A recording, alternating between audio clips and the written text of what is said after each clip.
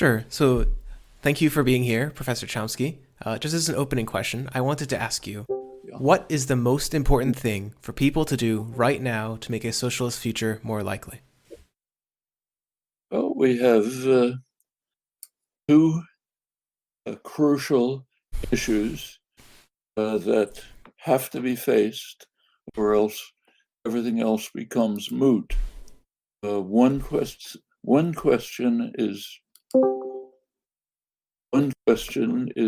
issue is the global warming. Unless we solve this problem and quickly, everything else is irrelevant. We have a short period of time, maybe a decade or two, to deal with this. And if we don't manage, we can say goodbye to each other. Not immediately, but we will pass probably irreversible tipping points. The second problem is the increasing threat of nuclear war.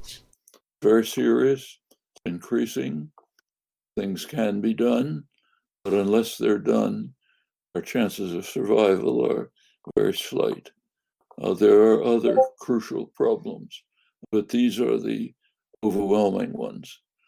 Unless there are quick, effective answers to these, nothing else is going to matter.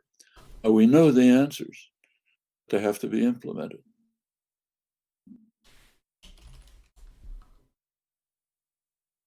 Thank you for that answer. Shiny, did you want to ask the second question? Yeah, sure. We can move on to the second question. Was this a voice question or was this okay, yeah, this is a voice question. So we're going to unmute El Kong. We'll let him ask his question in voice chat. El Kong, you're unmuted. Yeah. Hello, Professor Chomsky. You guys can hear me, right? I heard you, but I didn't understand. Oh, sorry. I might be speaking a little bit too quickly. Okay. Hello, Professor Chomsky. Thank you for being here today and being willing to take my question, which is in regard to the United States elections.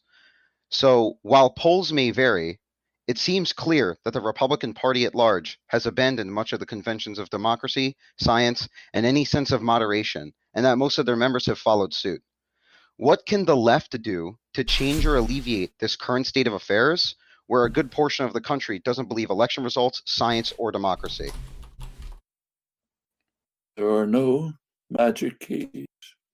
There are only the methods that we know, which can be applied, which are slow, which have worked in the past and can work now. But the main problem is, in the broad sense, education. Interacting with people, finding a common base. There always is some common base. Proceeding from there, trying to bring them to face the kind of reality that they're closing their minds to. We should also be considering the circumstances that lead to these irrational and self-destructive behaviors, trying to correct them. Beyond that, we can try to organize as broadly as we can, carry out the kinds of activism that are effective and successful. There are no other methods. These are the methods that are available, that have worked in the past.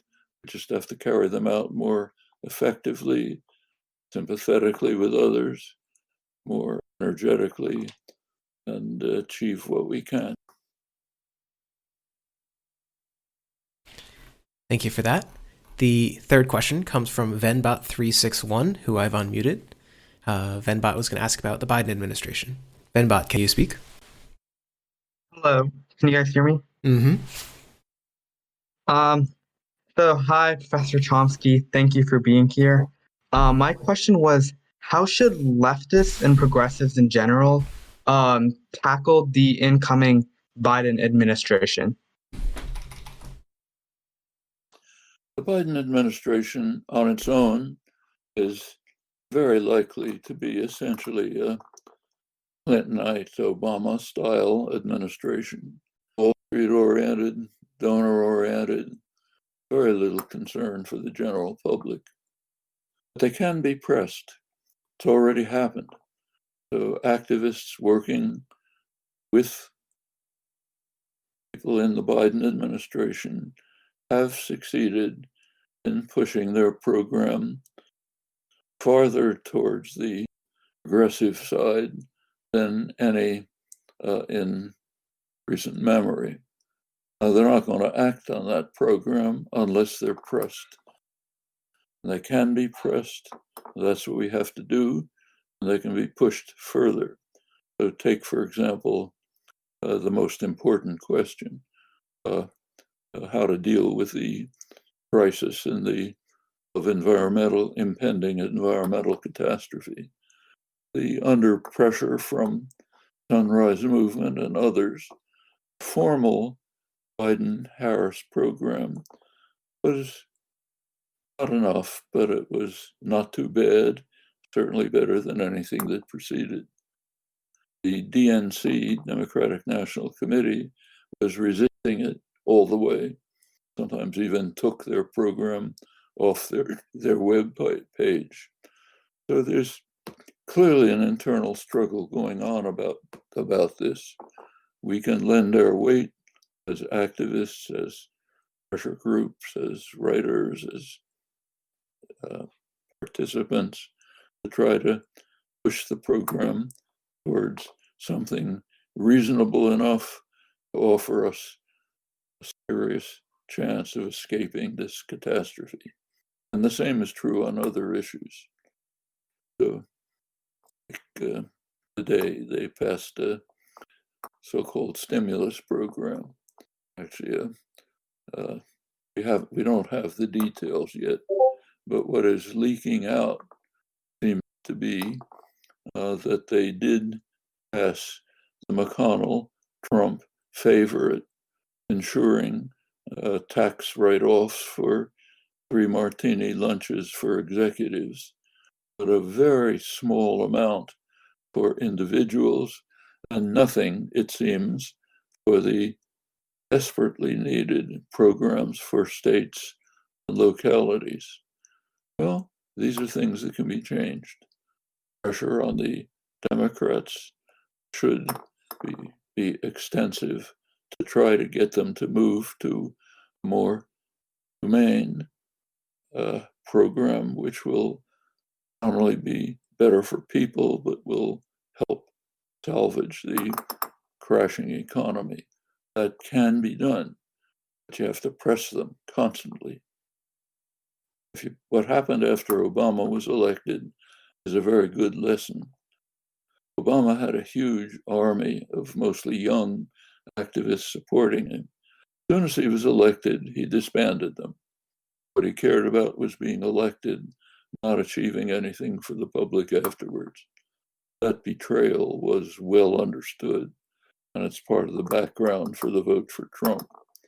Well, we shouldn't allow that to happen again.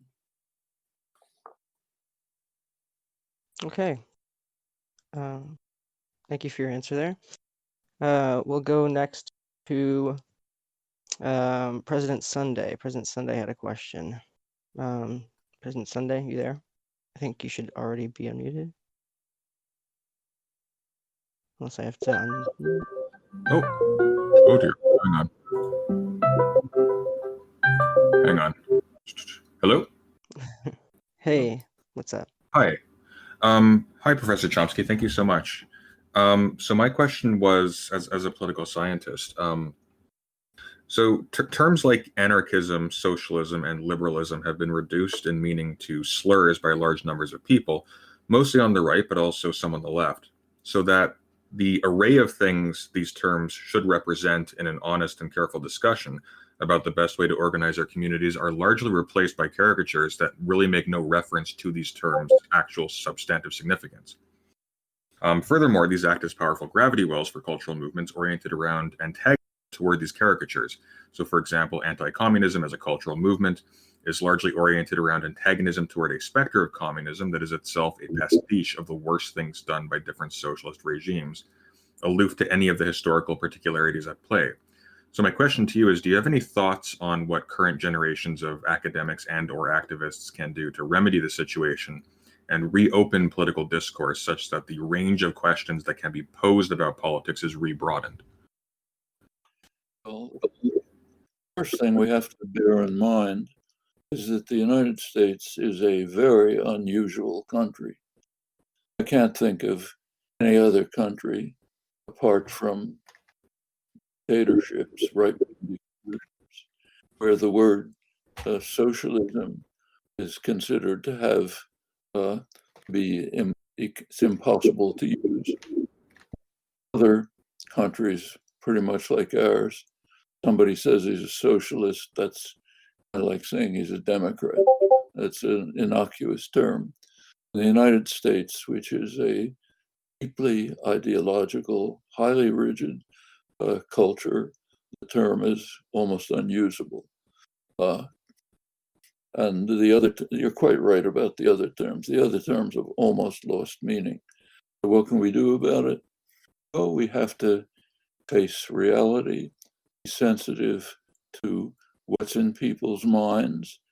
Can't just say, I'm a socialist without explaining what you mean, because the automatic reaction in the United States, apart from the rest of the world, is that if you say I'm a socialist, you're saying I'm in favor of the gulag, I'm in favor of the Chinese famine, and so on. That's a special fact about the United States. We happen to live here. You can't overlook it. It doesn't mean that we should accept this destruction of all political terminology. As Orwell and others pointed out, one of the ways to control and dominate people is to make discussion impossible. And that one of the ways to do that is to eviscerate the terminology of discussion from substantive meaning. So what we can do is proceed carefully and with sympathy and understanding to explain what the terms actually mean, the way we're using them, what they mean, and why other people should, if they agree with these ideas, as they usually do, join with us in working for them. It's a slow process, but straightforward, and there's no other methods.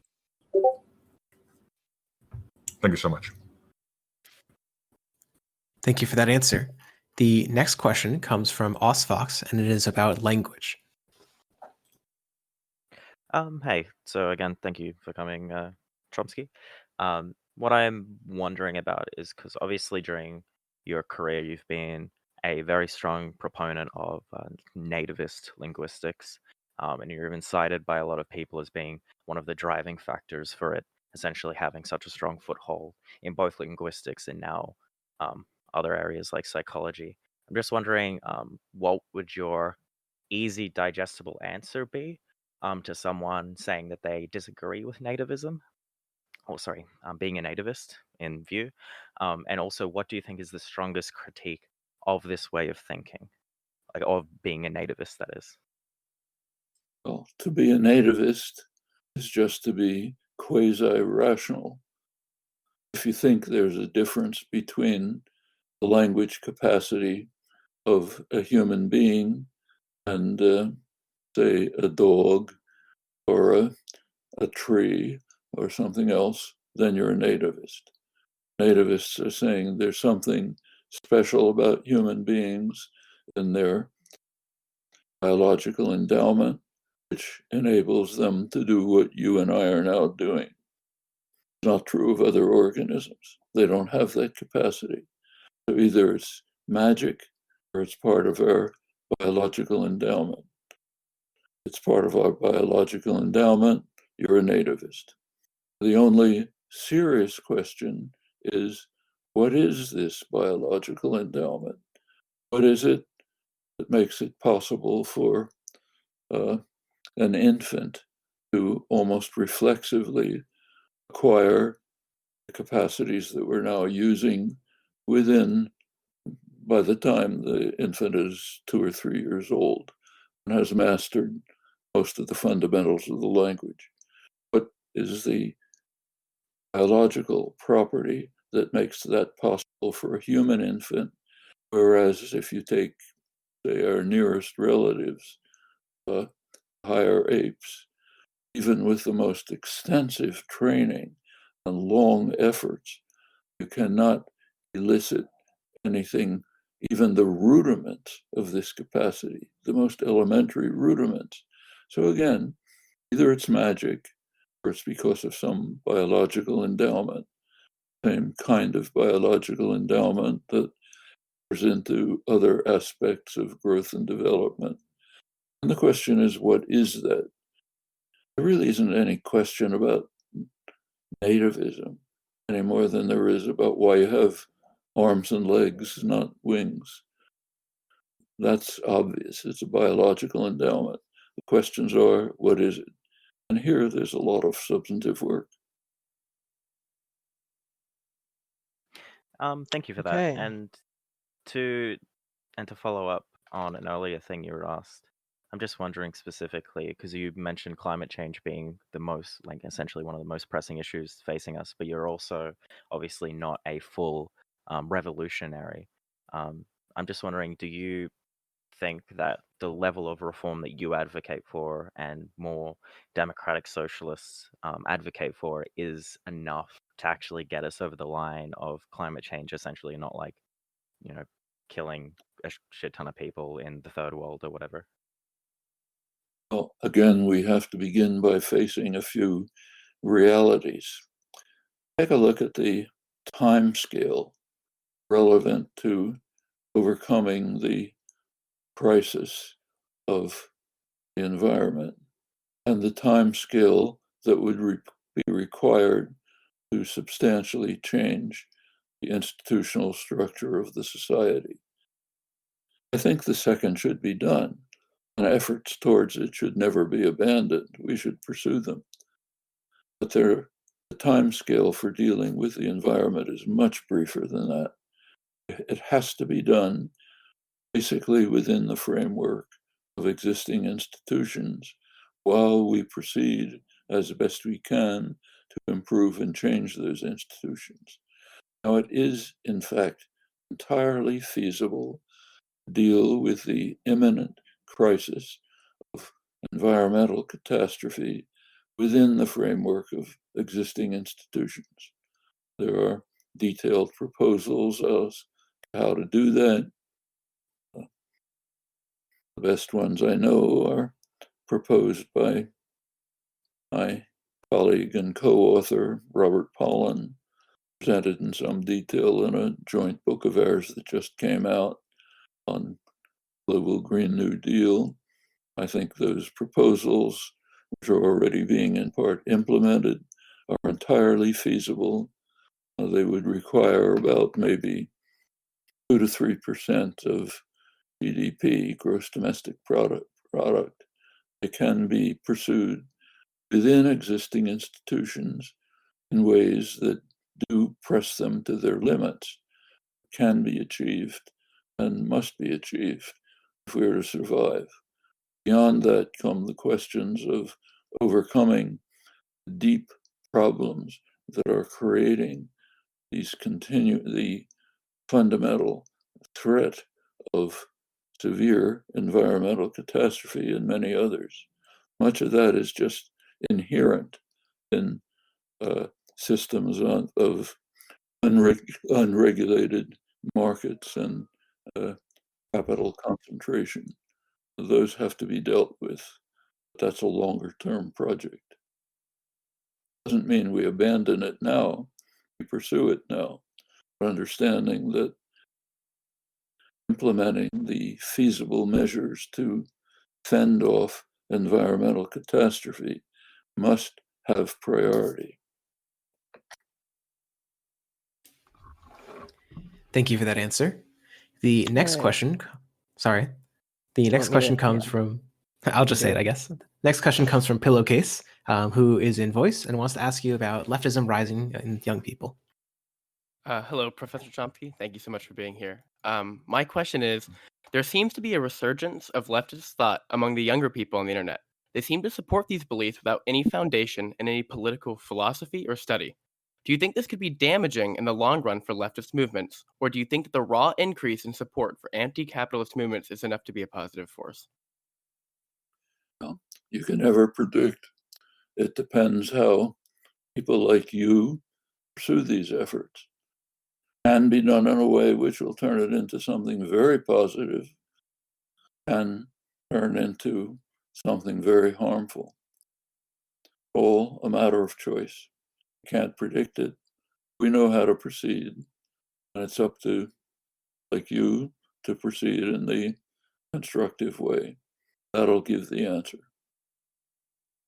Thank you so much. All right, thank you for that question. Next, we're going to go to someone who is actually in the other channel right now. So let me move them in real quick. All right. I don't know how to pronounce their name exactly, but Tirike Bad FTHR. You want to ask your question? If you're there.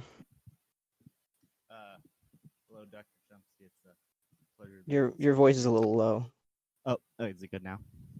Yeah, it's better now. Okay, gotcha. Yeah, Dr. Chomsky, it's a pleasure to be able to speak to you.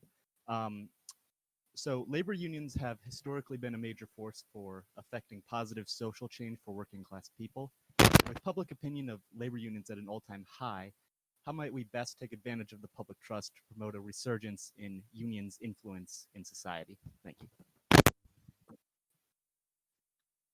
You're quite right.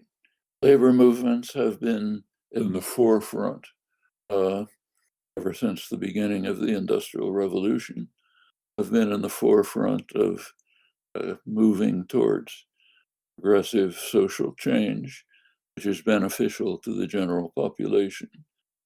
And the business classes understand that very well. That's why they are constantly carrying out a bitter class war to try to destroy and undermine unions. It's extreme in the United States, where we happen to have an unusually class-conscious business class. It's been very striking for the last 40 years when they gained ascendancy in the political system with the neoliberal assault. Ronald Reagan, Margaret Thatcher, the people behind them understood this very well. And their first acts when they introduced the neoliberal programs that we've been suffering under, their first acts were to attack and undermine labor unions. Reagan pressed it to the point where he even allowed scabs to break up strikes. That was illegal in every country in the world except for apartheid South Africa. Once that door was opened, corporations raced in and pursued the same tactics. And many of the Clintonites, assisted by their particular form of neoliberal globalization, which was designed to protect private power and undermine working people by setting them in competition with the poorest, most oppressed workers in the world, while giving enormous protections to concentrated private capital. That had a big effect. Others have carried it out further. But yes, there has been a concentrated attack on unions. Many mainstream economists, like Larry Summers, for example, have argued that the major factor in the extraordinary inequality that has developed during the neoliberal assault, that the major factor has been the undermining of the power, ability of working people to defend themselves, the destruction of unions. You can debate the details, but surely in general it's largely correct. Very strikingly, in recent years, there has been a resurgence of the labor movement in interesting places. In red states, states without unionization, very right-wing administrations like West Virginia or Arizona, where I live. It's been headed by, at first by teacher strikes, and they're very interesting strikes. These are non-unionized. In fact, the unions even support them.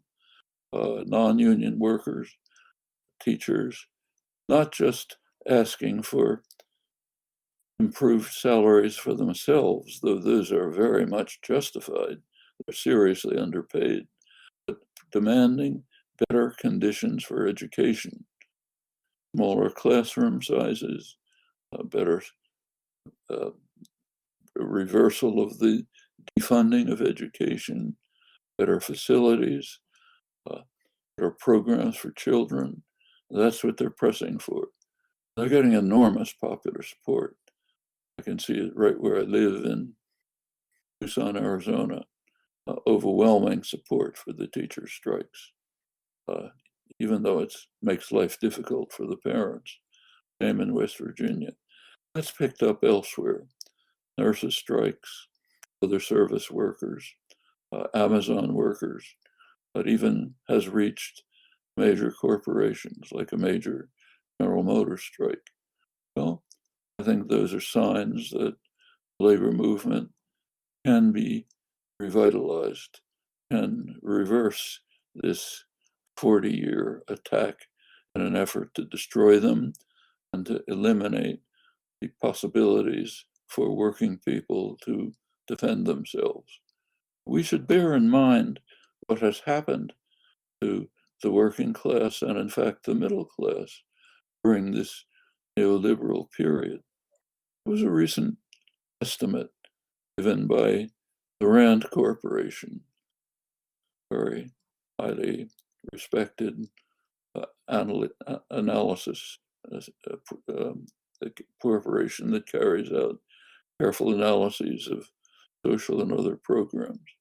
They estimated how much wealth has been transferred from the working class and the middle class to the super rich during the 40 neoliberal years. Their measure is lower 90% of the population. How much has been transferred from them to the ultra rich? Their estimate is $47 trillion. Not small change. It's a serious underestimate. It doesn't take into account the other measures that Reagan and his business managers instituted to open the spigot for robbery of the public, like tax havens, shell companies, a variety of other devices, which have robbed tens of trillions of dollars from the general public. That's quite apart from the efforts to destroy unions with those effects. It didn't go to the upper 10%. It went to the upper tiny fraction of that. So 0.1% of the population have doubled their share of wealth since Reagan, from 10% to a colossal 20%. That's what we've been living with. And those things have to be sharply reversed if we're going to have any form of viable society. This has been a catastrophe wherever neoliberal principles have been followed. Europe had its own version of them, in some ways even harsher. United Kingdom as well, all throughout the third world. Dramatic here. That's the reason for the primary reason for the anger, the resentment, the irrationality, the contempt for institutions that you see in much of the world. Those are problems that are fundamental and have to be addressed seriously. Thank you. Thank you for that answer. The next question comes from June Alpine, who can't speak at the moment. They ask, regarding your disapproval of the methods of Antifa as a movement, what actions do you think that Antifa should abandon or alter? Sorry, I couldn't hear that. Could you repeat it? Of course. June Lapine asks, regarding your disapproval of the methods of Antifa as a movement, what actions do you think that Antifa should abandon or alter? Well, if you want to give a gift to the far right and engage in violent activity, they love it. We can see that right before our eyes. The Trump campaign exploited that fringe of violence and destruction and turned it into their main talking points. What has succeeded in the past, can succeed today, are the nonviolent movements of protest. They've been quite effective. They can be effective. That's what Antifa should turn to.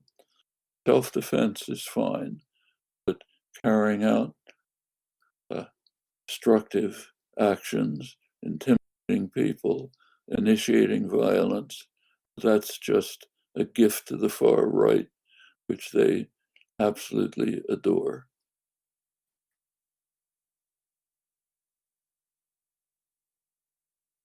All right.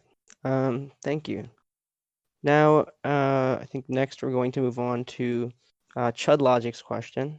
Chud Logic, you there? Are you able to speak? Hello. Yes, I'm able to speak. All right. Go ahead and ask your question. Okay, fantastic. Professor Chomsky, thank you. So what I wanted to ask is there's a number of right-wing media organizations that have become quite big, such as Daily Wire, Project Veritas, Daily Caller, Ben Shapiro, Stephen Crowder, etc.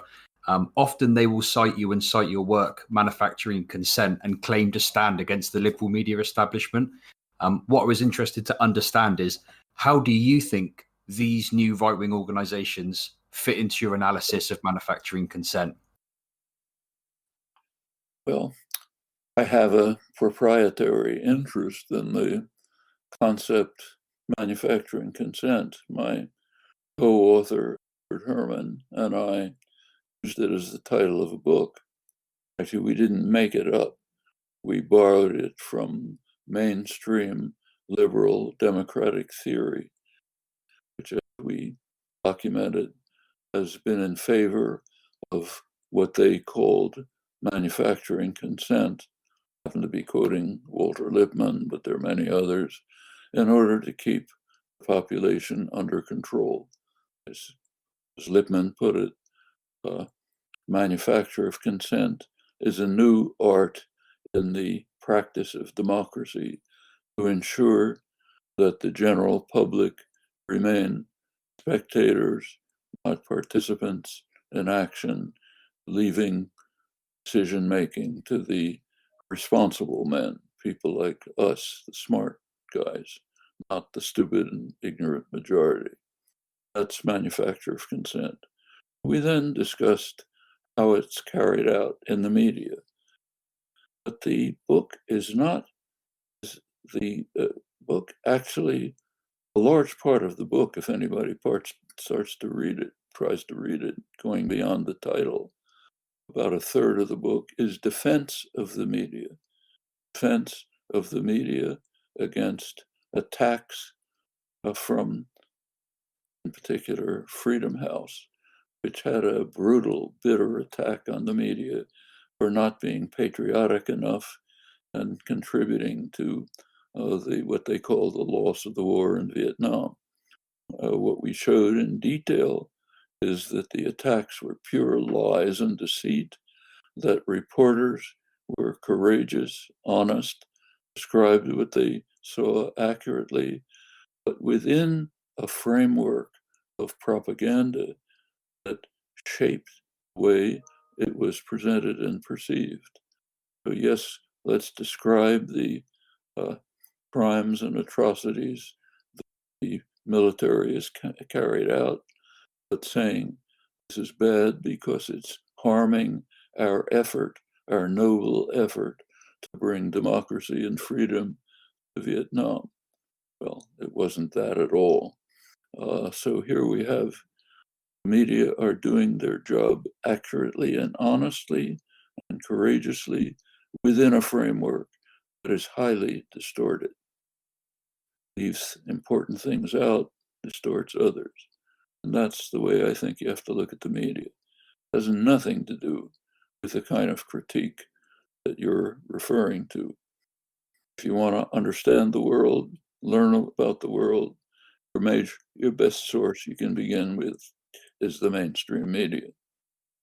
First thing I look at in the morning is the New York Times, Washington Post, Financial Times, Guardian, others.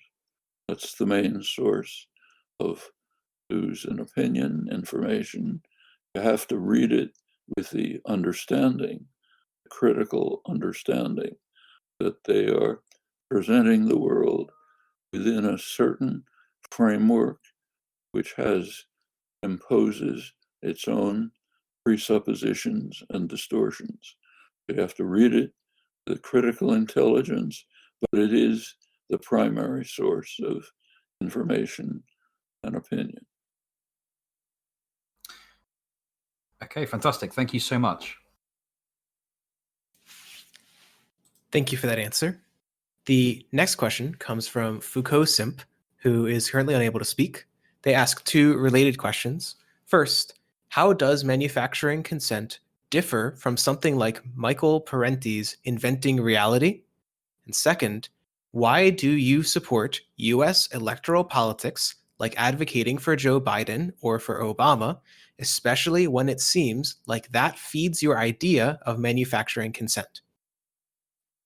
Well, on the first question, Parenti's Inventing Reality is interesting work. It's kind of complementary to what we did. Our work was a close and detailed analysis of the practices of the major media, the liberal media, New York Times, CBS, and so on, and the mechanisms that lead to that. It's complementary to his discussion in many ways. As far as electoral politics is concerned, I didn't advocate voting for Biden. I've never advocated voting for anyone that I can think of. I voted for what I took the traditional left position, which seems to have been forgotten. Traditional left position is political life consists of constant activism. Every once in a while, an event comes along called an election, in which you take a few minutes to decide, is it worth participating in these proceedings? Is it worth taking off whatever time it takes to press a button? And almost always it's a matter of voting against. So in the last two elections, for example, I think it was very clear that it was quite important to take off whatever time it takes to vote against Trump, who is a major danger, even to survival. Climate policies alone make that obvious. So yes, we should take a few minutes to, or whatever time it takes, send in an absentee ballot or whatever, vote against Trump. And within our system, the method for voting against Trump is to press a button for the opposition party. Okay? That's, in my view, minimal sanity. Then get back to work in the ways we were discussing before, pressing the incumbents to live up to their promises and to go way beyond them. That's a return to political life. And that's, I think, the way we should look at electoral politics.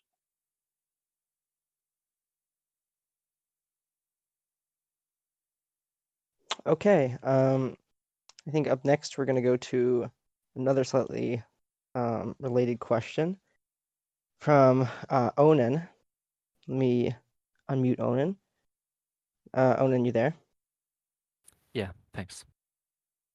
All All right. go ahead with your question.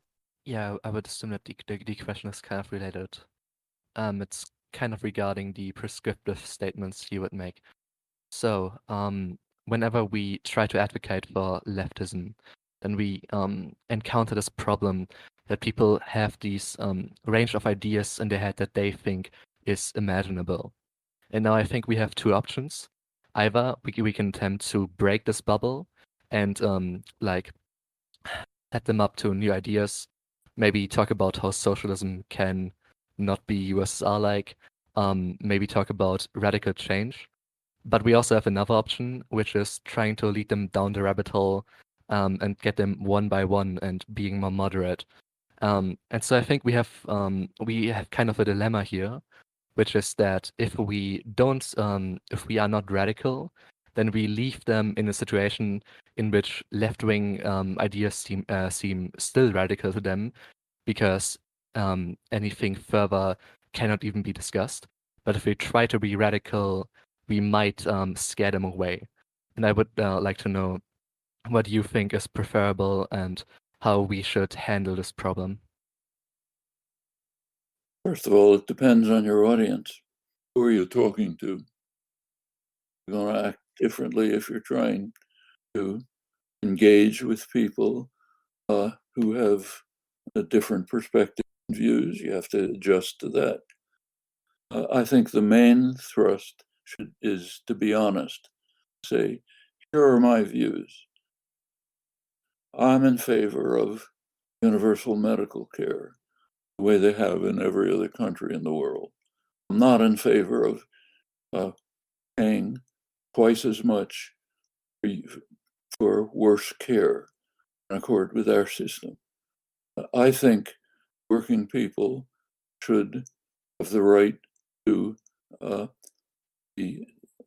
to even control the workplace, certainly to have a major factor in determining the way it functions. There are traditional movements that have worked for these ends. Here's what they are: social democracy, anarchism, others. So here's the terms, here's the ideas. You don't like the terms, pick different terms. If you don't like calling, pick Sanders's programs, which are really pretty conservative if you look at them. You can add his main programs were universal health care, free higher education, things which are absolutely standard in other countries, rich and poor. So much so that outside the United States, people even wonder what's the fuss about. So you can come out in favor of these and say, this is mild social democracy, socialist in the weak sense, or it's New Deal liberalism. Use whatever term you want. These are the policies. How you go on to proceed depends again on your audience. If it's an audience that wants deeper background, deeper understanding of what's involved, then clarify the notions. Here's what socialism has been. These are its driving features in the past. Here's what the anarchist movement has been. Here are its driving ideas and ideals and actions. And you can go on to develop that. But I don't think you can't give a general answer that's independent of who you're trying to talk to. May I clarify? I'm not American, I'm German. So let's say I was attempting, because I heard your statement that you think socialism is like being a Democrat here, and I would disagree with that, at least not in Germany. It's certainly easier, but it's still kind of a radical idea. So let's say I'm talking to your average right-wing centrist in Germany. So that would be a Christian, generally opposed to market intervention, but fine with a little bit, and definitely opposed to government control, and still very scared of the term socialism. what would be my ideal approach? Let's take Germany. Actually, a very fine columnist, Rana Forahar, who's the associate editor of the London Financial Times, world's major business journal, recently commented on this. He pointed out, slightly in jest, but not very much, that if Bernie Sanders was in Germany, he could be running on the Christian Democrat program. That's correct. He could be running on the right-wing program in Germany. They're in favor of universal health care. They're in favor of free higher education. They're in favor of other government actions of the kind that are taken out within the pretty conservative German so-called ordo-liberal, kind of neoliberal framework of workers on boards of management, for example. Christian Democrats aren't opposed to that. So it's actually the case that the Sanders programs are fairly centric by the standards of other developed societies. Now, the United States has quite progressive aspects in its culture and society, many, not in these areas. In these areas, it's very backward. Look at our analyses of the OECD countries, the roughly 30 richest countries, social justice analyses. The US ranks right at the bottom, along with Mexico and Turkey in general social justice, with the much poorer members of the OECD. And I should say, with regard to what I just mentioned, Mexico is way ahead of us. They have universal health care, they have free higher education. It's a very poor country, lots of problems. So it's not at the standards we'd like to see. It's there. So there are respects in which the United States is quite backward. There are other respects in which it is in the lead in defending very decent principles. Freedom of speech, for example, is protected in the United States, not perfectly, but to an extent well beyond other comparable societies. All right. Thanks. Thank Happy you for holidays. that. By the way, happy holidays, everyone. Happy holidays. Thank you for that question. The next question, starting a little bit of a foreign policy and history arc, comes from Soyuz. Yeah. Hello, Noam Chomsky. I have a question that I'm sorry. I have a question about Morocco. Recently in Morocco, there have been a lot of protests, and a lot of them were both against the monarchy and against the way a lot of the companies in Morocco actually run. And these protests go by the name of RIF protests. They've been advocating for two main things: a more democratic republic style of government, similar to like European representative democracy, instead of a constitutional monarchy where the king does most of the work, like in Morocco, and where the king can appoint ministers as he chooses, as he wishes. And the number two thing that they really want to implement in the Kingdom of Morocco is for representative democracy in larger corporations. Because recently, a few years ago, a few months ago, but it's still going on, in Tanja, there were protests with thousands of people who could no longer afford their electricity because the companies, the companies that were tasked in Morocco to actually deliver this electricity and deliver the water and deliver the gas pumped up the price of gas, water, and electricity 10 times, tenfold. It went from $12 per month to $120 per month, and people protested on the street because they could no longer afford their stuff. So people want to implement representative democracy within corporations as well, similar to the Spanish company of Mondragon, which has recently been doing good in the market and has a high level of worker happiness. Do you think this is a good way of progressing in Morocco? And if not, what other way of progressing do you think would be a better idea? Sorry, but I didn't really catch the gist of the question. Okay, I So guess I why don't can. you re-ask that in one sentence? All right. A lot of the people in Morocco want to have two main reforms. One, change the system of government to a representative democracy similar to Europe. And two, adding representative democracy within larger corporations. Sort of like a co-op, but you have like representative democracy instead. So similar to the Spanish company of Mondragon. Do you think this would be a good way of stepping forward for the Moroccan people, stepping away from Moroccan monarchism to Moroccan democracy? Or do you Thank you. think that this is not a good way? Are you speaking about democracy within business enterprises like corporations? Yeah. Well, I don't see any reason why we should accept authoritarian, tyrannical structures anywhere. I don't see any reason why people should spend most of their waking lives in circumstances that are more under more authoritarian control than even in the most tyrannical states.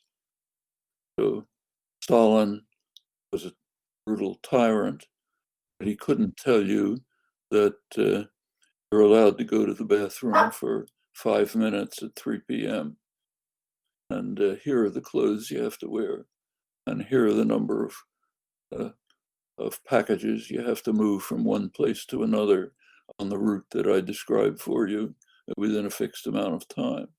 That kind of total control of your life holds only within business enterprises, not in totalitarian states. I don't see any reason why we should accept that. I think people should be in control of their own workplaces democratically as they are in other parts of life, as we hope they are, as we would like them to be. Hard to call this a radical position. This was the position of the Republican Party under Abraham Lincoln, who regarded working for a master as an intolerable attack on human rights and dignity, described wage labor as different from slavery only in that it was temporary, that you could control your own life again.